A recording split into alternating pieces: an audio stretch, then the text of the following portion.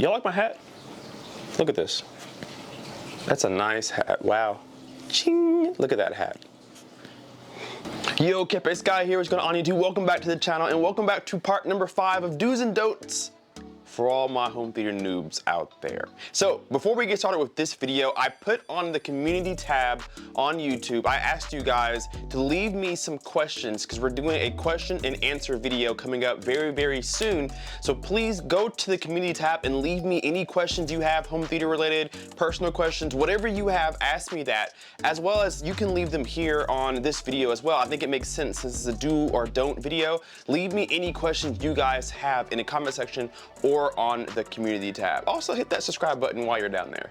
If you guys have not seen my do's and don'ts of home theater videos, make sure you go down to the playlist called do's and don'ts for home theater. Easy enough, right? Go back and watch that because not only did I give really good advice for you guys, but a lot of you guys in the comment section gave really good advice as well to help you out with home theater. So let's get started with episode number 5 of do's and don'ts for home theater. No particular order, but we'll count it down from 5 to 1. Number 5, do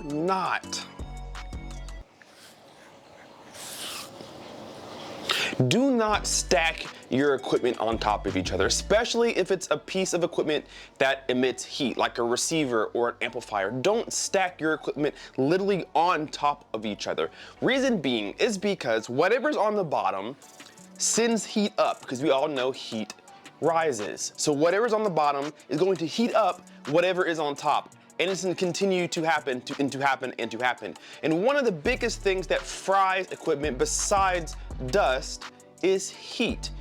And speaking of dust, when you stack all of your equipment, it's easier for dust to collect. It's easier for you to not go behind it and clean it up. And dust also traps heat and it gets everything really dirty and ultimately kind of shortens the life of all of your equipment. So stacking all of your equipment is not a good idea. But what do you do if you need a vertical space, right? You don't have the horizontal space to have your receiver and your amplifier and whatever. What do? Well, you get an AV rack.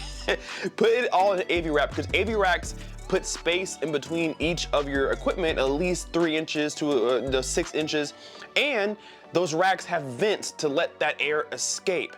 A lot of machinery doesn't have vent on the bottom. A lot of machines have vents on the top or maybe the sides, but not really much on the back or underneath. So you're heating up that material, whether it be metal or whatever, and it's just creating a lot more heat, which will cause you problems. So do not do it anymore. All right, we are going down to number 4 of do not do this in home theater. Do not spend all of your money on one thing, whether that be a TV or a subwoofer or a receiver. Don't throw the whole budget to one thing because you want everything to complement each other. You want everything to be as good as the other. We've all heard the saying, you're only as good as your weakest link. More so in sports and in team-oriented thing, but home theater is a team. Your home theater equipment is a team. You want things to complement each other. You don't want the best TV and have the worst sound, or you don't want the best subwoofer but your center channel is terrible, right? So you want to be able to budget everything. Keep some money for this and then put some aside for the next thing, put some aside for the next thing, so that you have everything working together at the same quality level, if that makes any sense. So for me, I have a really nice projector, but I also have really nice speakers to go with it, but I also have a really nice couch to go with it, but I also have really nice remotes to control it all. So all of my equipment complements each other. Nothing is better than the other necessarily. It all complements and handshakes very well. That's a big thing.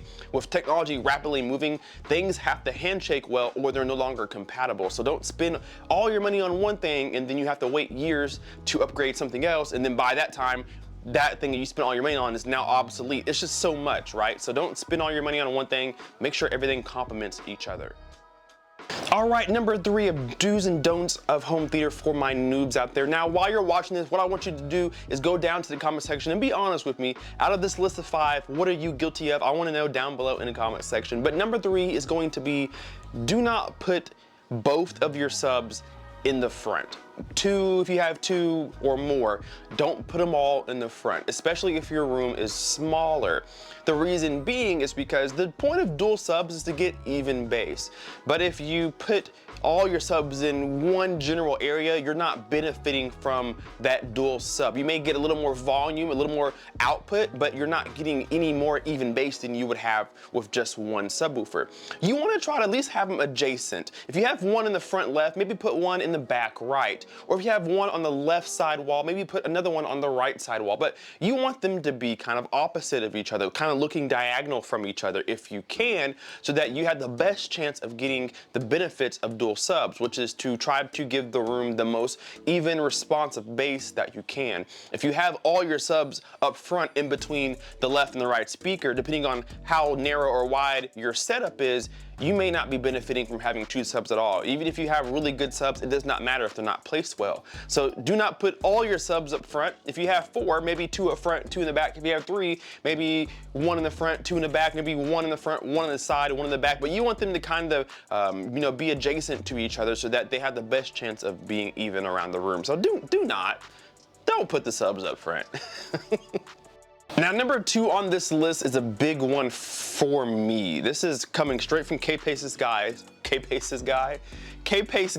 heart to you guys. Do not leave your electronics plugged in during a storm. If you can avoid it, if you're home and you know that there's a storm coming, or maybe you are leaving home and you know it's supposed to rain later on, unplug your stuff, regardless of if it's on a surge protector or a power conditioner. I do not care. Those things can only save your equipment from so much, right? You don't want the risk of your stuff frying. So the best way to protect your system in a storm is to detach it from the wall. I remember when I was, I think 18 or 19, I was just starting college. I had a Pioneer, I think SC, whatever it was. It was a really nice receiver. And being in college, I didn't have a lot of money. And so what I had was what I had. And I was playing Xbox and listening or playing on the surround sound, and a giant bolt of lightning hit around the house or on the house, and everything turned off. And then I looked at my receiver and it was blinking red. It was fried. It completely got torched during that storm, even being on a surge protector. Since then, anytime that I know that it's gonna have a heavy downpour, a thunderstorm, severe thunderstorm, if I'm home, I'm unplugging everything, no matter what surge protector it's on. If I can avoid it, I will. If I'm away, I'll have to cross my fingers, but nonetheless, everything's on a surge protector, but even I don't trust that. So if you can avoid it, unplug your stuff from the wall when it's getting ready to storm. All right, number 1 on the list of do's and don'ts for my newbies out there is do not suffocate your equipment. This kind of piggybacks on don't stacking them, but you don't want to suffocate them. What I mean by that is don't put them all in like one cabinet. A lot of people have like an entertainment stand. You have your TV, right? And then it has drawers inside. You put all your equipment in there. Looks great. Everything's in front of you. It's in line of sight of the remote. Yeah, great. But you close those doors, things get hot pretty quickly, especially if you have high-powered equipment or a lot of equipment inside that entertainment stand. It gets really hot. Same thing with putting things inside a closet. Things get really hot if there's no ventilation or no fans. If you have to put your equipment inside a cubbyhole of some type, a closet of some type, please go out there and buy some fans. There are a lot of inexpensive fans that just plug into the wall or plug in via USB to, maybe your receiver has a USB input or output, plug it in there and put some circulation inside that cabinet or inside that entertainment rack, that closet. It makes a huge difference in the lifespan of your equipment, especially if something you put a lot of money into. You don't want to just fry it, right? But if you can avoid it, get those things out of a cabinet, especially if it's glass doors or something where there's no ventilation on the back. Me personally, when I was younger, I had entertainment stands that had doors that closed and allowed no ventilation, but usually on the back side, there's like some cardboard back there. Rip that cardboard off or cut holes in it, make vents, let that air escape, because I promise you over time, if you use your equipment a lot, that heat will get to that board or get to the LED lights that power up the screen or whatever. We don't want any problems if we can avoid it. So get those things out of the closet or get them out of the entertainment stand if you can. If not, please put some fans inside there to save yourself the headache later.